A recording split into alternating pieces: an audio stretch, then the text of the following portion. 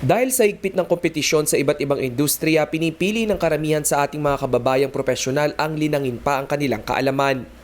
Kaya naman ang iba kumukuha pa ng postgraduate studies o master's degree para mas magkaroon ng mataas na posisyon sa trabaho at mas magandang kompensasyon. May tulong pinansyal naman na ibinigay ang provincial government para sa mga nag-aaral sa graduate school. Though we're working right now, divided pa rin po yung attention namin. Of course, we have to support our families and especially napakahirap ngayon to continue life, no? To pursue life. So sometimes, if wala yung mga ganitong financial assistance po, sometimes naitatabi po namin yung yung dreams namin. Kahit sabihin mo pa na nagtatrabaho ka na, pero marami pa rin mga gastusin or iaalat mo, i-divide mo sa lahat mga gastusin.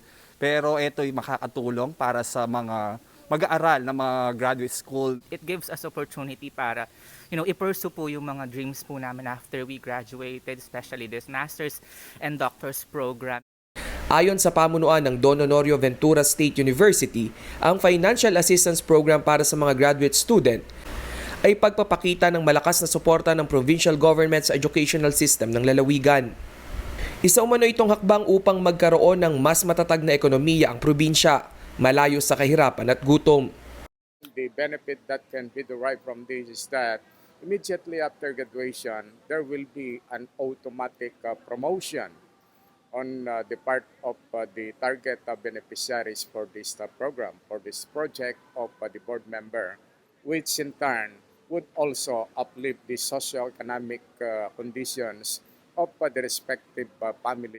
Ayon naman kay Pampanga 2nd District Board Member Maylene Pineda Cayabyab na buo ang kanyang tulong sa mga mag-aaral program dahil sa kagustuhan niyang maiangat ang antas ng pamumuhay ng mga residente ng probinsya. Na ang competition pagdating sa trabaho, napaka-importante ng nag-graduate ka. So, ito namang mga nakapag-graduate na pero willing at magtsatsaga na makapag-masteral degree pa. Napaka-importante na makapag-aral sila muli para tumaas ang kanilang posisyon, tumaas ang kanilang salary, at mas malaki ang magiging tulong nila sa pamilya nila. Magiging tulay umano ito sa countryside development kung saan mayroong inclusive growth o prioridad na mabigyan ng magandang trabaho ang ating mga kabalin.